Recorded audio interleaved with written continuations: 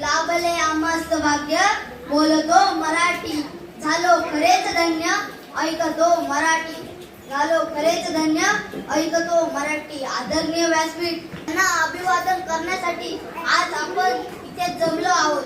ज्या भाषेमुळे आपण जन्मलो, ज्या भाषेमुळे आपण सगळे बोलायला शिकलो तीच म्हणजे मराठी भाषा।